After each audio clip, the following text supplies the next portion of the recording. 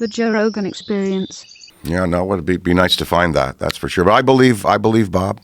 I do, and I believe Barney and Betty, and I believe Travis. I want to believe all of them. That's my believe problem. I believe the Allagash guys. Why would they do this? Because people are full of shit. They love to lie. They love attention. They love crazy stories. People love telling you they're psychic. People love believing in astrology. People believe in Bigfoot. I think that there's a lot of people out there that want fantastic things to be real, including me. It's exciting. It's way more exciting than not being real. It is entertaining. That's why I love the whole subject. That's my problem with it. The thing is that these people were severely damaged. Like Barney Hill was damaged. The Allagash boys were damaged. Travis Walton were psychologically damaged by these experiences. Allegedly.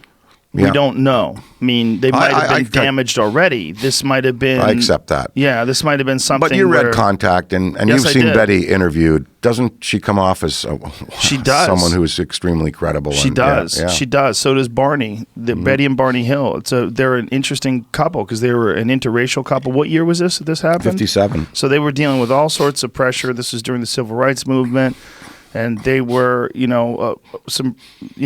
were pretty...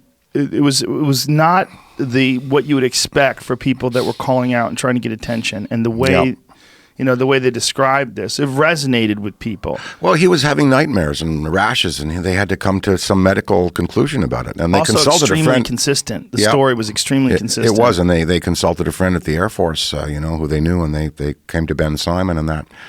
No, it's a fascinating story. There's this, it's just. In a way, it's very, very, very entertaining. And how did you get involved in this? Well, my mother worked for the Ministry of Munitions and Supply in World War II for the minister, and she was suborned to work with the aircraft production for the Hurricane. She was in charge of working with getting the Hurricane fuselages built in Canada for the Hurricane fighter plane. So she was in the world of aviation. And in 1947, she was walking down Spark Street in Ottawa, and she looked up in the sky, and she was sort of said, something told me to look up. And she said she saw what looked like a Christmas tree ornament just winking above the street about 400 or 500 feet, winking on and off, red, green, white, red, green, white. And she thought, that's odd, And then she looked at it, and she said, it just zipped off in the sky and disappeared. And around the house after that point, we always had articles. There's a cover of Life magazine with Marilyn Monroe. It talked about flying saucers. There's a cover of Look magazine with Elizabeth Taylor. It catalogs the Barney and Betty Hill incident. So whenever one of those articles come up, she always had that at home for me to read. So I was interested from then. And I've had 4 sightings myself, quite vivid. The first one was in Martha's Vineyard. It was 4 a.m. I got up to take a leak on the balcony there, and I looked up in the sky, and about 100,000 feet up, I saw 2 glowing discs flying in echelon formation. You saw this? I saw this. How old were you? I was in my 30s, yeah. And so I look up, and I see these things, and they're moving, man. They're going from horizon to horizon, 20,000 miles an hour. And I've been in an F-5. I've had it in my hands. I've been in a B-25. I know helicopters. I know aviation. I know meteoric bolides. I know what's not a meteor and what is. I know what's a helicopter and what is. I know what's the moon and Venus. 2 glowing round objects, 100,000 feet, maybe 20,000 miles an hour they're doing, because they went across the sky like just in a zigzag formation. So if I screamed to my wife, my friends, they got out, the 3 of us saw it, and I said, and they all knew it was something unusual. That was my first sighting. Okay, now who knows? Okay, meteoric bolide. There are many people that can dispute that wasn't real. But I know what I saw. I know what my friends saw. I know what my wife saw. Those things were moving. They were glowing fast. They were flying in formation. And they were doing enough speed to get from basically the right side of my eyes to the left side of my eyes really fast. The second one was... I was in so that's 4. I count those 2 as 2, and then the second one that I saw. So the third one I saw. I was in Montreal, Canada, and I was on the 23rd floor of the Queen Elizabeth Hotel, and this would have been when we were doing Patron in Canada, the Patron tequila promotion, and that would have been in the early 2000s. And I looked up and beyond the window there, and I saw this. Well, it just looked like an air mattress turned over on its, with the bubbles on the bottom. It was huge. It was 150 feet long, 50 feet wide, gray. It was a gray, rainy day in Montreal, broad daylight. And here was this thing at the 23rd story of the hotel. And I'm looking at it, and it moves slowly down St. Catherine Street. And I'm thinking, where are the wires? Where are the wires? Where? It's got to be a balloon. It's got to be. There's no Thanksgiving Day parade here. What is that? And my friends are with me. What is that? And it come along, and it just parked outside the window. We looked at it, big gray thing with these bulbs underneath. And then it slowly turned, and we saw the full length of it. And then it went around the corner. We ran out in the hall, and we just watched it drift kind of sideways off over the St. Lawrence River and disappear. Wow. Well, Did people take pictures of this? No, we didn't get any pictures, and I don't know who else saw it. What year was this? In the 2000, let's see, 5 or 6, something like that. And then Did other people report it? No, I don't know. I should have checked and seen in Montreal at the local MUFON. I think they have a representative up there. But it was vivid. We all saw it. And then the fourth one that I saw, I was on my motorcycle leaving town to go at Kingston, Ontario, where I live there, and I was driving out of the farm gate, and I saw there's a power line that runs on the opposite farm there across the road, and I saw this winking red light just moving slowly along the top of the power pylons, and I thought, well, helicopters, they do that kind of work where they string power lines, but they don't really do it at night. I thought that's got to be a chopper, a hydro chopper, like a hydro company chopper watching the power lines, checking for faults, or I don't know. And it goes along like this, and I'm watching it, and I stop the bike, and I'm watching, and then it stops and makes a right angle turn and comes right at me. And so I turn on, I have a police motorcycle, so I turn on my wigwags, like that. You have a police motorcycle? Of course. Why do you have a police motorcycle? I have police equipment. Well, are you a cop? Damn, Aykroyd. Imagine getting pulled over by a blues brother. Wouldn't that be good? I've actually had the experience of actually pulling some people about anyway. You pulled people over? Sure. Why'd you pull them over?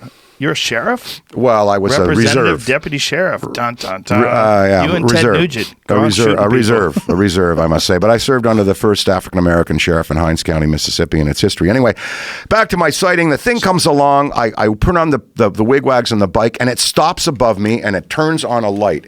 And I'm going, where's the rotor wop? Where's the wash? Come on, a helicopter at 3,000 feet, you can hear it. This thing's like 300-400 feet above me.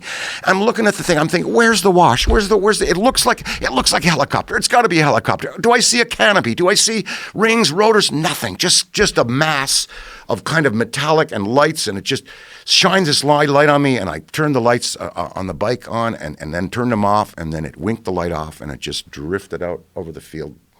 And just drifted off like that.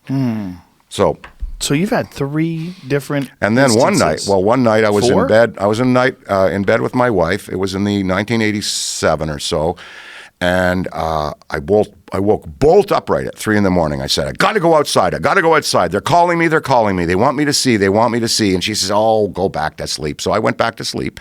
Next day, all over the radio of upstate New York, they talked about a big pink spiral in the sky that had appeared to northeastern Ontario and upstate New York. And they were saying, oh, it was a Chinese rocket. What, a bottle rocket? Or the Chinese sent a rocket? This was the explanation that the media and the government was giving at the time. So those are my experices right there. And so that's how you got hooked. And then an interesting thing happened where I was doing a show called Out There, Beyond Belief, and we were doing it over there for Bonnie Hammer over there at the Sci-Fi Channel. And it was an interview show where I talked to Doug Meldrum, the Sasquatch expert, and all kinds of... I've talked to Doug. Yeah, I believe him.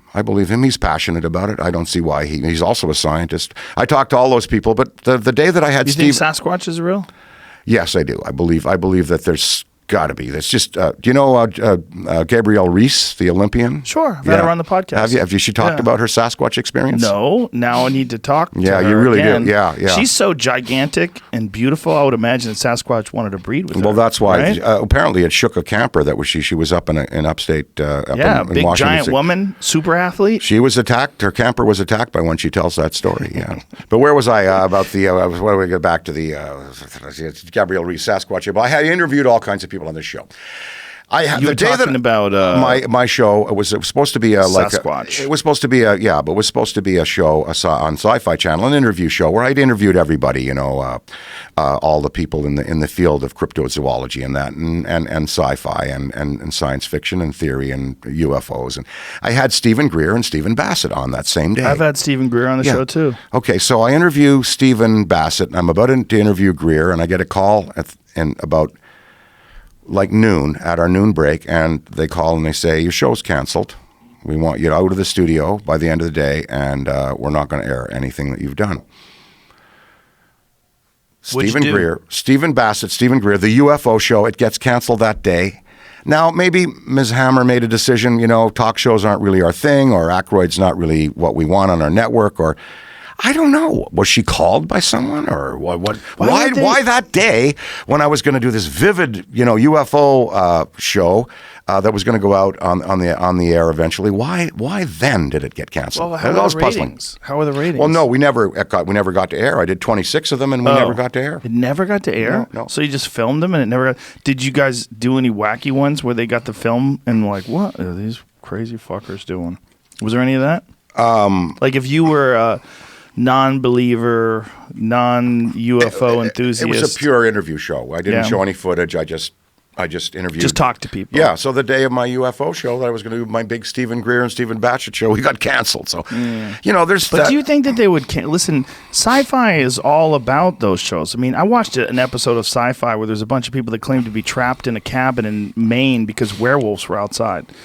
It's just like they're into nonsense. They don't do talk shows. I did a show on Sci-Fi. I had a show called Joe Rogan Questions Everything. Where how long did it last? Not very long, but part of that was my idea. And then you worked for Bonnie. Keep doing it. You worked for Bonnie Hammer. No, right? it was different people back then. Because she's one of the smartest executives in the industry, and I don't doubt that she'll be running NBC someday or all of Universal. But I would always like to know what happened. Did someone call you, Bonnie, and say, don't bring this up now? I don't think anyone's going to call people about UFOs.